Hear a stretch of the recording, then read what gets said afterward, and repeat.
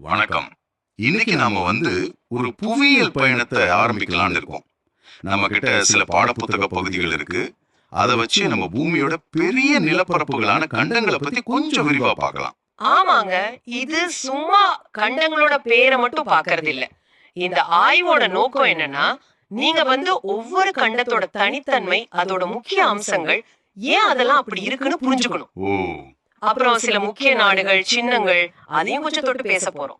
மொத்தத்துல நம்ம உலகத்தை பத்தி ஒரு தெளிவான ஆழமான பார்வை உங்களுக்கு கிடைக்கணும். அதுதான் முயற்சி. சரியா சொன்னீங்க. வெறும் தகவல்களா இல்லாம அதுக்கு பின்னால இருக்கிற சுவாரஸ்யங்கள், தொடர்புகள் அதையெல்லாம் பார்க்கலாம். சரி, நாம வாழ்ற இந்த பூமி அது 7 கண்டங்களா பிரிஞ்சிருக்கு இல்லையா? ஆமா. ஆசியா, ஆப்பிரிக்கா, வட அமெரிக்கா, தென் அமெரிக்கா, அண்டார்டிகா, ஐரோப்பா, ஆஸ்திரேலியா. ஒவ்வொன்றும் ஒரு தனி உலகம் மாதிரி தானே? நிச்சயமா. ஒவ்வொன்றுக்கும் அதுக்குன்னு ஒரு கதை இருக்கு. புவியியல் ரீதியா, வரலாறு, கலாச்சாரம்னு. சரி, எங்க ஆரம்பிக்கலாம்? பெருசுல இருந்தே ஆரம்பிக்கலாமா? ஓ, அதானே. சரி, ஆசியா. ஆமா. பரப்பளவுல பார்த்தாலும் சரி, இல்ல மக்கள் தொகையிலயும் சரி, இதுதான் நம்பர் 1. இது சும்மா ஒரு நம்பரா பார்க்காம யோசிச்சு பாருங்க. இவ்ளோ பெரிய இடம், இத்தனை கோடி மக்கள், என்னென்ன வேறுபாடுகள் இருக்கும், எத்தனை கலாச்சாரங்கள், எத்தனை வரலாறு, எல்லாம் ஒன்னா கலந்தது. அது உண்மைதான். அதாவது உலகின் கூரைன்னு சொல்றோமே, அந்த இமயமலை. ஆமா. அது இங்கதான் இருக்கு. அதுலயும் உயரமான சிகரம் எவரெஸ்ட். இது வெறும் மலை இல்ல, பலருக்கு அது ஒரு சவால், ஒரு ஆன்மீக தேடல்னு கூட சொல்லலாம். அது போக மனுஷனால கட்டின அதிசயத்துல ஒண்ணு சீன பெருஞ்சுவர். ஆமா. அதோட நீளம், அது கட்டப்பட்ட காலம் நினைச்சு பாருங்க. அந்த காலத்துல எப்படி இது முடிஞ்சதுன்னு ஆச்சரியமா இருக்கு. அது மட்டும் இல்ல, பாத்தீங்கன்னா முக்கியமான மதங்கள், இந்து மதம், இஸ்லாம், பௌத்தம், சமணம், இப்படி பல மதங்களோட பிறப்பிடமே ஆசியா தான். எவ்வளவு பெரிய தத்துவங்கள், வாழ்க்கை முறைகள் இங்க இருந்துதான் உலகத்துக்கே போயிருக்கு. அப்புறம் மெசபடோமியா, சிந்து சமவெளி, சீனா மாதிரி ரொம்ப பழமையான நாகரிகங்கள் இங்கதான் வளர்ந்துச்சு. இந்த ஆதாரங்கள்ல கூட நாகரிகம், அதாவது சிவிலைசேஷன்ற சொல்லுக்கு விளக்கம் இருக்கு. ஆமா, பார்த்தேன். ஒரு குறிப்பிட்ட காலத்துல ஒரு பகுதியில வாழ மக்களோட மேம்பட்ட வாழ்க்கை முறை, அவங்களோட சமூகம், கலை, அறிவியல், பண்பாடு, இது எல்லாத்தையும் சேர்த்துதான் நாகரிகம்னு சொல்றாங்க. இந்த ஆசியன் நாகரிகங்கள் மட்டும் இல்லைன்னா இன்னைக்கு நாம எப்படி இருந்திருப்போம்? நல்ல கேள்வி. இது நம்ம இன்னொரு சுவாரஸ்யமான விஷயத்துக்கு கூட்டிட்டு போகுது. இந்த ஆதாரங்கள்ல கூட சொல்லிருக்காங்க பாஞ்சியா பத்தி. ஓ, பாஞ்சியா கேள்விப்பட்டிருக்கேன். ஆமா, பல 100 மில்லியன் வருஷத்துக்கு முன்னாடி. இன்னைக்கு நம்ம பாக்குற கண்டங்கள் எல்லாம் ஒன்னா ஒட்டிட்டு இருந்த ஒரு பெரிய நிலப்பரப்பு. கற்பனை பண்ணி பாருங்க, ஒரே ஒரு கண்டம். அப்போ இந்தியாவும் ஆப்பிரிக்காவும் ஒட்டி இருந்ததா சொல்றீங்க? புவியியல் ஆதாரங்கள் அப்படிதான் சொல்லுது. காலப்போக்குல பூமி கடியில இருக்கிற டெக்டானிக் தட்டுக்கள்னு சொல்றோமே, அது நகர்ந்ததால அந்த பெரிய கண்டம் உடைஞ்சு மெதுவா பிரிஞ்சு இன்னைக்கு இருக்கிற நிலைக்கு வந்திருக்கு. அப்போ அந்த நகரம் இன்னும் நடக்குதா? நடந்துட்டு தான் இருக்கு. இமயமலையே அப்படிதான் உருவாச்சு. இந்திய தட்டு ஆசிய தட்டோட மோதினதாலதான். பாஞ்சியா பத்தி யோசிக்கிறது கண்டங்களோட இன்றைய அமைப்பு, சில இடங்கள்ல ஏன் ஒரே மாதிரி உயிரினங்கள் இருக்குங்கிறத புரிஞ்சுக்க உதவும். ஆசியாவிலேயே நம்ம இந்தியாவுக்கு ஒரு தனி இடம் இருக்குல்ல. வேற்றுமையில ஒற்றுமைங்கிறது சும்மா சொல்றது இல்ல, அதுதான் இந்தியாவோட உயிர். 28 மாநிலம், 8 யூனியன் பிரதேசம், ஒவ்வொன்றுக்கும் தனி மொழி, கலாச்சாரம், சாப்பாடு. ஆமா. புதுடெல்லி தலைநகரம், இங்க இருக்கிற வரலாற்று சின்னங்கள், அடேங்கப்பா, தாஜ்மஹால், காதலோட அடையாளம், சாஞ்சி ஸ்தூபி, பௌத்தத்தோட அமைதி, தஞ்சை பெரிய கோவில், சோழர்களோட பிரம்மாண்டம், சென்னையில புனித ஜார்ஜ் கோட்டை, மும்பைல கேட்வே ஆஃப் இந்தியா, டெல்லியில இந்தியா கேட். இதெல்லாம் ஒரு பில்டிங் இல்ல, கதை சொல்லும். கரெக்ட். இந்த ஆதாரங்கள்ல நினைவு சின்னம், அதாவது மானுமெண்ட்க்கு கூட ஒரு விளக்கம் இருக்கு. ஒரு முக்கியமான ஆளையோ இல்ல ஒரு வரலாற்று நிகழ்வையோ ஞாபகப்படுத்துற மாதிரி கட்டுறது. அந்த வகையில நீங்க சொன்ன இந்த இடங்கள்லாம் இந்தியாவோட பலதரப்பட்ட வரலாற்று சொல்லுது. இதுல ஒரு செயல்பாடு கூட கொடுத்திருக்காங்க, உலகின் 7 அதிசயங்களோட பட்டியலை சேகரிச்சு சொல்லி. ஆமா, அது நல்ல விஷயம். சும்மா பேர் எழுதுறது இல்ல, ஏன் அதெல்லாம் அதிசயம்னு யோசிக்க தோணும். நீங்க கூட ட்ரை பண்ணி பார்க்கலாம். சரி, ஆசியாவோட பிரம்மாண்டத்துல இருந்து இப்போ 2வது பெரிய கண்டத்துக்கு போலாம், ஆப்பிரிக்கா. தாய் கண்டம்னு சொல்றதுல ஏதோ ஒரு ஆழம் இருக்கு மாதிரி தெரியுது. மனுஷங்களோட ஆரம்பம் இங்கதான் சொல்றாங்களே. ஆமா, பல ஆய்வுகள் அப்படிதான் சொல்லுது. அதோட அதோட புவியியல் அமைப்பும் ஆச்சரியம். உலகின் மிகப்பெரிய சூடான பாலைவனம் சஹாரா. ஆப்பிரிக்காவோட பெரும்பகுதியை அதுதான் பிடிச்சிருக்கு. சகாரா நினைச்சு பாருங்க, ஒரு பாலைவனம் பல நாடுகளோட பெருசு. அதே நேரத்துல உலகின் மிக நீளமான நதி நைல் நதி. அது வறண்ட நிலங்களுக்கு உயிர் கொடுத்து எகிப்து மாதிரி பெரிய நாகரிகங்கள் உருவாக காரணமா இருந்துச்சு. இந்த கான்ட்ராஸ்ட் தான் ஆப்பிரிக்காவோட ஸ்பெஷல். இங்க ஒரு ஆச்சரியமான தகவல் இருக்கு பாருங்க. உலகத்துல கிடைக்கிற தங்கம், வைரம் இதுல பாதிக்கு பாதி ஆப்பிரிக்காவில இருந்து தான் வருதாம். ஆமா, 50%. எவ்வளவு பெரிய வளம்! ஆனா வரலாறுல பார்த்தா உள்பகுதிகள் பத்தி அதிகம் தெரியாததால இத இருண்ட கண்டம்னு ஐரோப்பியர்கள் சொன்னதா சொல்றாங்க. அந்த வளத்துக்கும் இந்த பேருக்கும் என்ன ஒரு முரண்பாடு இல்லையா? நிச்சயமா. இது காலனித்துவ வரலாறு, அறியாமை, சுரண்டல்னு பல விஷயங்களோட சம்பந்தப்பட்டது. அந்த பேர் இன்னைக்கு சரியில்லைனாலும் வரலாறோட சுவடா அது இருக்கு. இந்த மாதிரி தகவல்களை வெறும் புள்ளி விவரமா பார்க்காம அதுக்கு பின்னாடி என்ன இருக்குன்னு யோசிக்கிறது தான் கிரிட்டிக்கல் திங்கிங், திறனாய்வு சிந்தனை. அருமை. சரி, இப்போ அட்லாண்டிக் பெருங்கடலை தாண்டி 3வது பெரிய கண்டம் வட அமெரிக்கா. இது முழுக்க முழுக்க வட அரைக்கோளத்திலே இருக்கு. இங்கு முக்கியமா சொல்ல வேண்டியது சுப்பீரியர் ஏரி, லேக் சுப்பீரியர். உலகின் மிகப்பெரிய நன்னீர் ஏரி. 5 பெரிய ஏரிகள் இருக்கு இல்லையா, கிரேட் லேக்ஸ். அதுல இது ஒண்ணு. அதோட சைஸ நினைச்சு பார்க்கவே கஷ்டமா இருக்கு.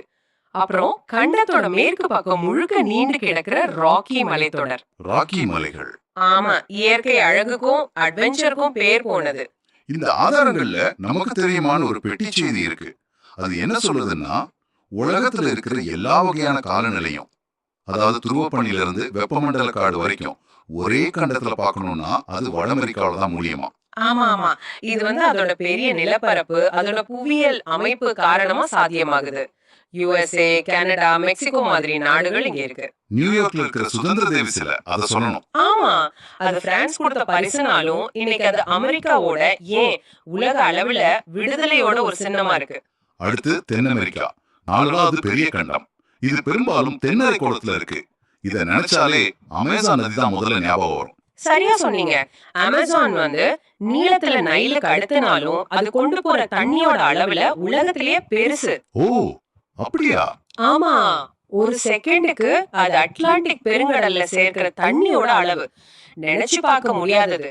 அதை சுத்தி இருக்கிற அமேசான் மழைக்காடுகள் உலகின் நுரையீரல்னு சொல்றாங்க. ஆமா, கேள்விப்பட்டிருக்கேன். புவி வெப்பமடைறத கட்டுப்படுத்துறதுல அதோட பங்கு ரொம்ப முக்கியம். அதே மாதிரி உலகின் மிக நீளமான மலைத்தொடர் ஆண்டிஸ் மலைத்தொடர் இந்த கண்டத்தோட மேற்கு ஓரமா நீளமா போகுது. சுமார் 7000 கிலோமீட்டர். ஆமா, இந்த ஆதாரங்கள்ல ஒரு கூடுதல் தகவல் கூட இருக்கு. ஆண்டிஸ்ல இருக்கிற அகான்காகுவா சிகரம் தான் ஆசியாவுக்கு வெளியில இருக்கிற உயரமான சிகரம். ஓ, இன்ட்ரெஸ்டிங். பிரேசில், அர்ஜென்டினா, சிலி, பெருன்னு பல நாடுகள் இருக்கு. ஃபுட்பால்னாலே இந்த கண்டம் தான். ஆனா இயற்கை வளம், பழங்குடி கலாச்சாரங்கள்னு இன்னும் நிறைய ஸ்பெஷல் இருக்கு. சரி, இப்ப அப்படியே தெற்கு பக்கம் போய் சுத்தமா வேற மாதிரி ஒரு கண்டம், அண்டார்டிகா. 5வது பெரிய கண்டம், ஆனா மனுஷங்க வாழ முடியாத இடம். ஆமா, அது தென் துருவத்தை சுத்தி இருக்கு. 98% பனியால மூடி இருக்கு. அதனாலதான் அத உறைந்த கண்டம் இல்லனா வெள்ள கண்டம்னு சொல்றாங்க. மனுஷங்க குடியிருப்பு இல்ல. உலகத்திலேயே ரொம்ப குளிரான, ரொம்ப வறண்ட, அதாவது மழை ரொம்ப கம்மி, அதிக காத்து வீசுற இடம் இதுதான். பனினா ஈரப்பதம்னு நினைப்போம், ஆனா இங்க காத்துல ஈரப்பதம் கம்மி. அதனால இது ஒரு பனி பாலைவனம். ஆனா உயிரினங்களே இல்லையா? அப்படி சொல்லிட முடியாது. பெங்குவின், சீல், சில பறவைகள், திமிங்கலம் மாதிரி கடல்வாழ் உயிரினங்கள் இருக்கு. அங்க இருக்கிற சூழலுக்கு ஏத்த மாதிரி தன்னை மாத்திக்கிட்டு வாழுதுங்க. மனுஷங்க நிரந்தரமா இல்லைனாலும் அறிவியல் ஆராய்ச்சிக்காக பல நாடுகள் அங்க ரிசர்ச் ஸ்டேஷன்ஸ் வச்சிருக்காங்க. ஓ, நாம இந்தியாவும் வச்சிருக்கா? ஆமா, நம்ம இந்தியா கூட இருக்கு. தக்ஷின் கங்கோத்ரி அது இப்போ இல்லனாலும் முதல் ஸ்டேஷன் அதுதான். மைத்ரி, பாரதி, இந்த ஸ்டேஷன்ஸ் மூலமா இந்தியா முக்கியமான கிளைமேட், ஜியாலஜி, பயாலஜி ஆராய்ச்சிகள் அங்க செஞ்சுட்டு வருது. அப்போ அண்டார்டிகா யாருக்கோ சொந்தம் இல்லையா? அது கொஞ்சம் சிக்கலான விஷயம். நிறைய நாடுகள் உரிமை கொண்டாடினாலும் அண்டார்டிக் ஒப்பந்தம்னு ஒண்ணு இருக்கு. அதன்படி இது அறிவியல் ஆராய்ச்சிக்கும் அமைதிக்கும் மட்டுமான ஒரு இடமா பாதுகாக்கப்படுது. இது ஒரு நல்ல உலக ஒத்துழைப்புக்கு எடுத்துக்காட்டு. சரி, இந்த உறைந்த கண்டத்துல இருந்து இப்போ ஐரோப்பாவுக்கு வருவோம். 6வது பெரிய கண்டம் ஆஸ்திரேலியாவை விட கொஞ்சம் பெருசு. புவியியல் படி பார்த்தா ஐரோப்பாவும் ஆசியாவும் ஒரே நிலம்தான் யுரேஷியா. ஆனா வரலாறு கலாச்சாரம் காரணமா இது தனியா பாக்குறோம். யூரல் மலை, காஸ்பியன் கடல் இதெல்லாம் ஒரு பிரிவா இருக்கு. தொழில் புரட்சி இங்கதான் ஆரம்பிச்சது, உலகத்தையே மாத்துச்சு. அப்புறம் உலகத்திலேயே ரொம்ப சின்ன நாடான வாட்டிகன் நகரம் அது இத்தாலியோட ரோம் நகருக்குள்ள இருக்கு. அதுவும் ஐரோப்பால தான். பிரான்ஸ், ஜெர்மனி, யூகே, இத்தாலி, ஸ்பெயின்னு பல முக்கிய நாடுகள் இங்க இருக்கு. கலை, இலக்கியம், இசை, அறிவியல்னு பல துறைகள்ல ஐரோப்பாவோட பங்களிப்பு ரொம்ப பெருசு. லண்டன் கோபுரம், ஈஃபில் டவர், கொலோசியம் இப்படி நிறைய வரலாற்று சின்னங்கள்.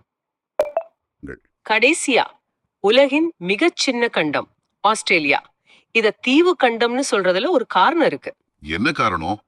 பெரிய தீவு மாதிரி இருக்கிறதாலயா? ஆமா, இந்த ஆதாரங்கள்ல தீவு அதாவது ஐலண்டுக்கும் விளக்கம் இருக்கு. 4 பக்கமும் தண்ணியால சூழப்பட்ட நிலப்பகுதி. ஆஸ்திரேலியா ஒரு கண்டம் தான், ஆனாலும் அது இந்த மாதிரி இருக்கிறதால தீவு கண்டம்னு சொல்றாங்க. மத்த கண்டங்கள்ல இருந்து ரொம்ப காலம் தனியா இருந்ததால. ஓ, இங்க இருக்கிற செடி கொடி விலங்குகள்லாம் ரொம்ப வித்தியாசமா தனித்துவமா இருக்கும்.